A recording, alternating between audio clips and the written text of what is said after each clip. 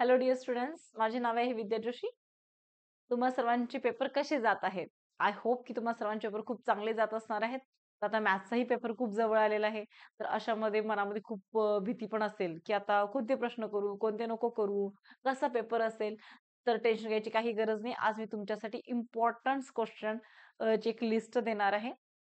त्याच्या बाहेरील क्वेश्चन आजपर्यंत विचारला गेलेला नाही आणि विचारला जातही नाही. ओके, फक्त तुम्हाला मॅथ्स थोडंसं कॉन्सेप्ट वाईज करून जायचंय म्हणजे डेफिनेटली तुम्हाला 40 आउट ऑफ 40 मार्क्स हे येतातच. ओके, तर चला आपण स्टार्ट करूया. फर्स्ट आपला चॅप्टर आहे लिनियर इक्वेशन. आता लिनियर इक्वेशन जो आपल्याला 12 मार्क्सला विचारला जातो. ओके, तर आता ह्याच्यामधले कोणते कोणते क्वेश्चन्स आपल्याला एक्झामला येतात? तर सर्वात आधी आपल्याला हा क्वेश्चन एमसीक्यू मध्येही दिसणार आहे. क्वेश्चन 2, क्वेश्चन 3, क्वेश्चन 4 प्रत्येक क्वेश्चन मध्ये ह्या चॅप्टरचे क्वेश्चन्स आपल्याला येणारच आहेत. ओके, आता एमसीक्यू मध्ये कोणते कोणते क्वेश्चन येणार? जर समजा की तुम्हाला डीएक्स ची व्हॅल्यू दिलेली आहे, समथिंग काही दिलं असेल, 56 दिली असेल किंवा डीवाय तुम्हाला 63 दिलेला आहे, आणि डी तुम्हाला 7 दिलेला आहे, असं काहीतरी क्वेश्चन्स असतील. Find the value of x and Y, x and Y अशा टाइपचे क्वेश्चन्स तुम्हाला हे एमसीक्यू मध्ये विचारले जातात. किंवा to draw the graph, to draw graph 3x plus 4y is equal to 12. If x is equal to 2 या 3, find y is equal to what? अशा टाइपचे क्वेश्चन तुम्हाला हे एमसीक्यू मध्ये विचारले जातात. किंवा find the value of determinant, determinant कोणताही दिलेला आहे.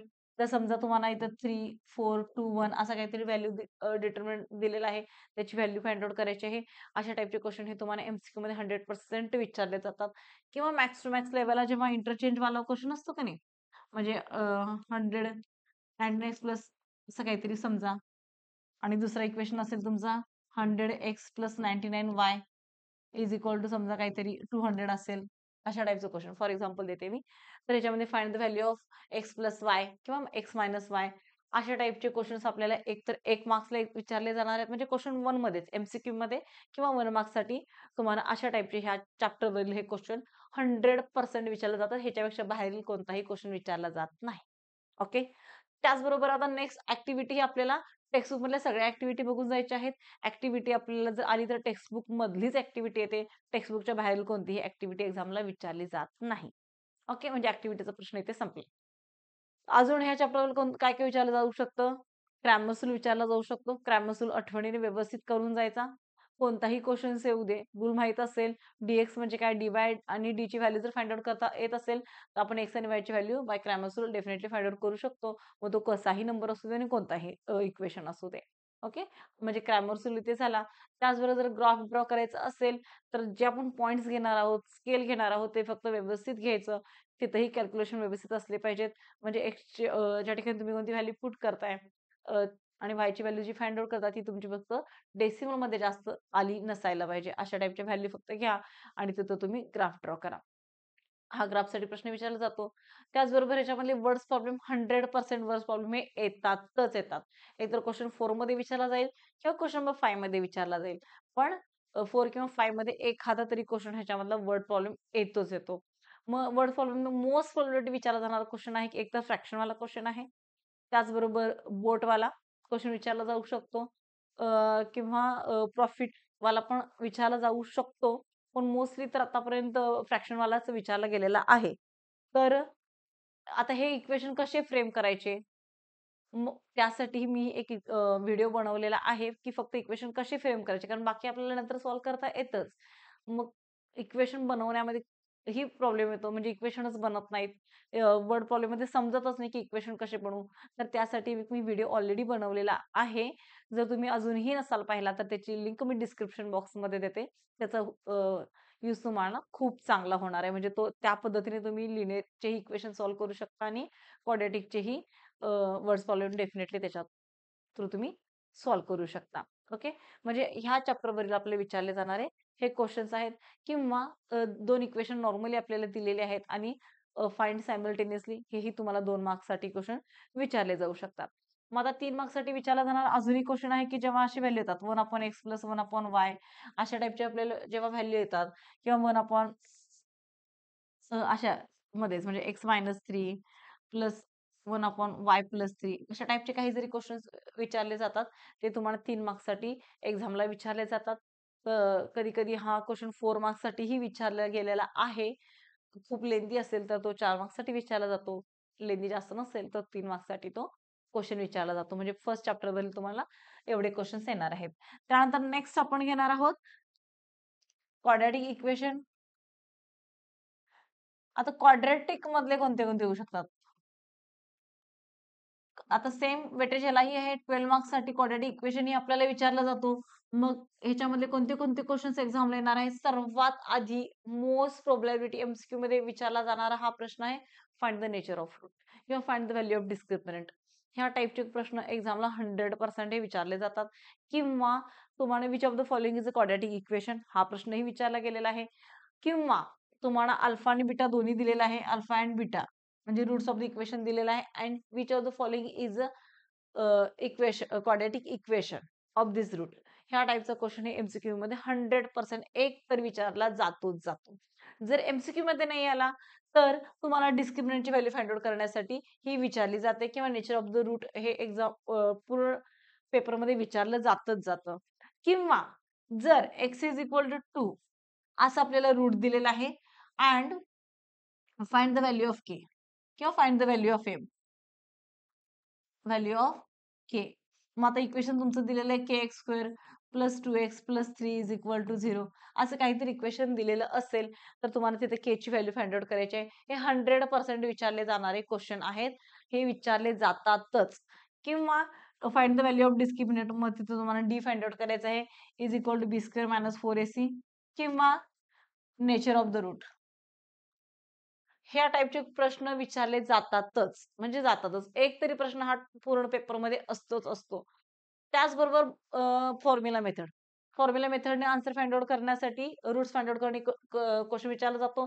किंवा इथे जर तुम्हाला एमसीक्यू मध्ये हा वाला क्वेश्चन दिला नसेल, अल्फा आणि बीटाचा क्वेश्चन नसेल आला तर 1 मार्क किंवा 2 मार्कच्या क्वेश्चन मध्ये तुम्हाला हा क्वेश्चन डेफिनेटली दिसतो. अल्फा आणि beta are the roots of the equation.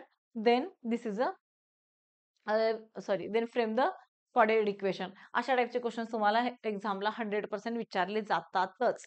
Okay, त्यामुळे हे परफेक्टच करून जायचं आहे. अजून ह्याच्यामध्ये एक विचारला जाणारा प्रश्न म्हणजे असतो कंप्लीट स्क्वेअर मेथड. एकतर फॅक्टरायझेशन मेथडने तुम्हाला रूट्स फाइंड आउट करावे लागतील किंवा कंप्लीट स्क्वेअर मेथड. दोघांपैकी एक प्रश्न हा 100% तुम्हाला विचारला जातोच जातो. त्यामुळे कंप्लीट स्क्वेअर मेथड ही तुम्ही प्रॉपर करून जावा. 99% तुम्ही कंप्लीट स्क्वेअर मेथड मध्ये मिस्टेक करताच करता. ती फक्त ह्या स्टेपला असते. जर समजा x + 2 is square root of 4 असेल तर तुम्ही डायरेक्ट केलेलं असतं x इज इक्वल टू 4 - 2.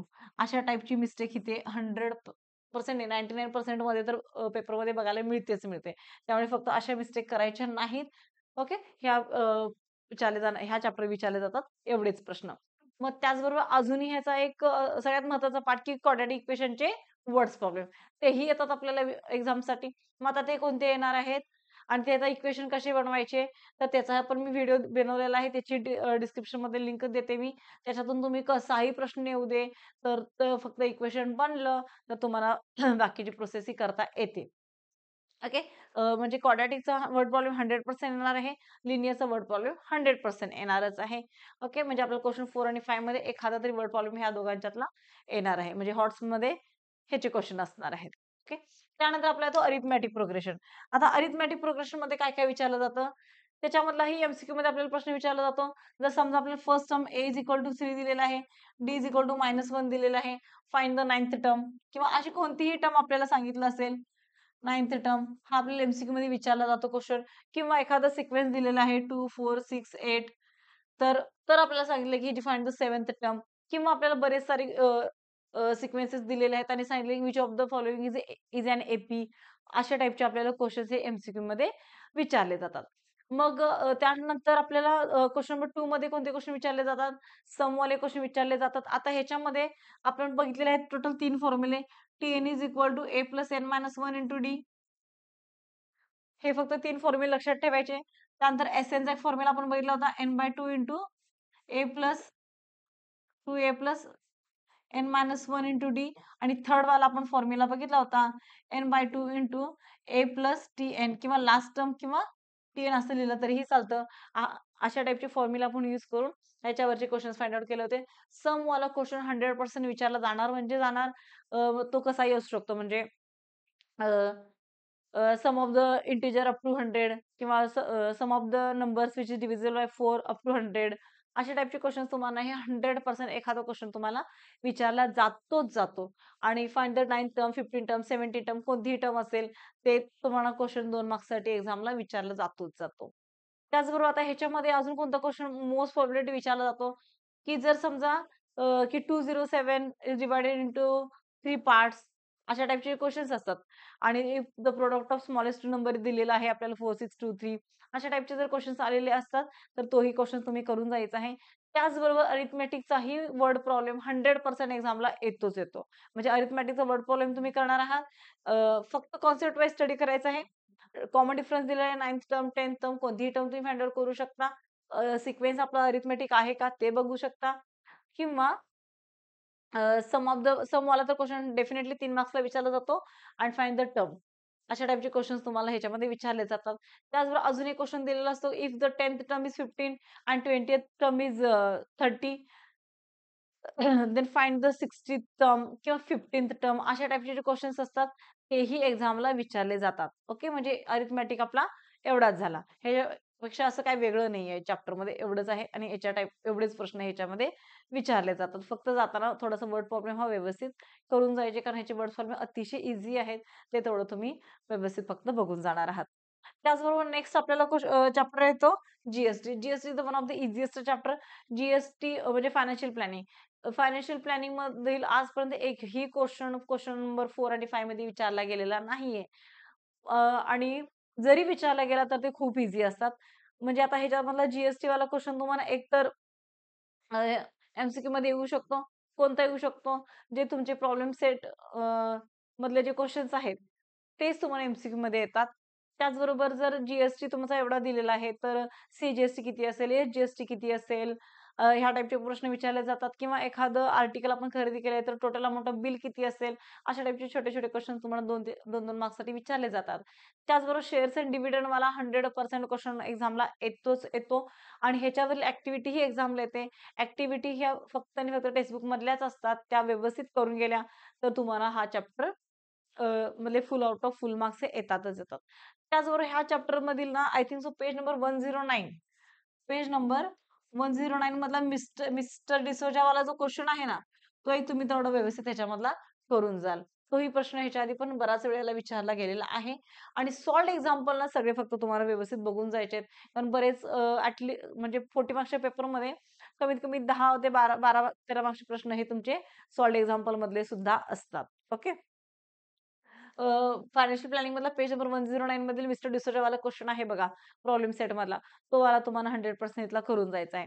त्याचबरोबर 5th वाला चॅप्टर आहे. जी मधलं तर कळालं.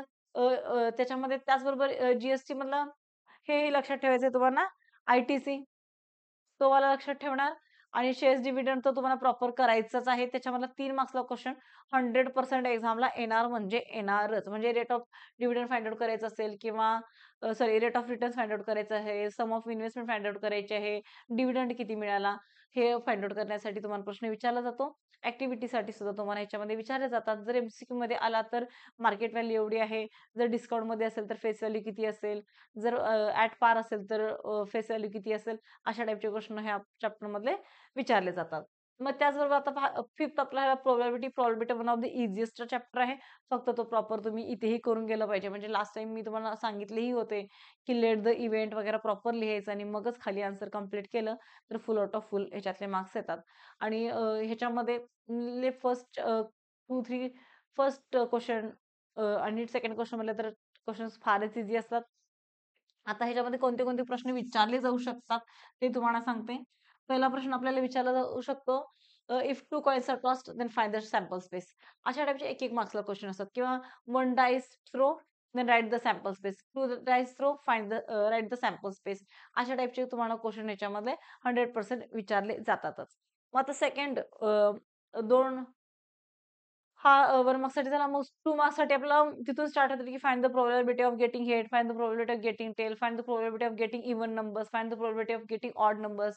If the 2 numbers 2 dice throw simultaneously, then find the numbers getting more than 5 अशा टाईपचे क्वेश्चन जे असतात ते तुम्हाला ह्याच्यामधले प्रोबॅबिलिटी मधले विचारले जातातच. फक्त तिथे तुम्ही प्रॉपर लिहिलं पाहिजे. आता ह्याही क्वेश्चन मधले सॉरी ह्याही चॅप्टर मधले क्वेश्चन तुम्हाला क्वेश्चन नंबर 4 किंवा 5 मध्ये बघायला मिळणार आहेत. ते क्वाईट सिमिलर टू आपल्या टेक्स्टबुकच असतात. पण फार तर फार जर विचारला गेला तर एक स्पिनिंग एरोवरला विचारला जाऊ शकतो. तो ह्याच्या आधीही विचारला गेलेला आहे. आता काहीतरी असा एक एरो असेल समजा, मग त्याच्यामध्ये असे आता समजा की असं काहीतरी स्पिनिंग एरो तुम्ही बघितलाच असेल. याच्यामध्ये तुमचे एक नंबर असू शकतात 1, 2, 3, 4, 5, 6 असे काहीतरी नंबर्स असतील. मग हा तुमचा एरो स्पिनिंग एरो आहे. जर तो काय केला स्पिन केला तर तो कशावर पॉइंट करू शकतो. 1 वर किती वेळा पॉइंट करू शकतो, 2 वर किती वेळा येऊ शकतो किंवा इव्हन नंबर वर येण्याचे चान्सेस काय आहे? Probability of that point will be on even number, probability of that point will be on odd number. अशा टाइपचे क्वेश्चन हे तुम्हाला क्वेश्चन नंबर 5 मध्ये बघायला मिळतात. म्हणजे प्रोबॅबिलिटी मध्ये येणारा हॉट्स क्वेश्चन मध्ये जर आले तर प्रोबॅबिलिटी मधले अशा टाइपचे क्वेश्चन्स येतात.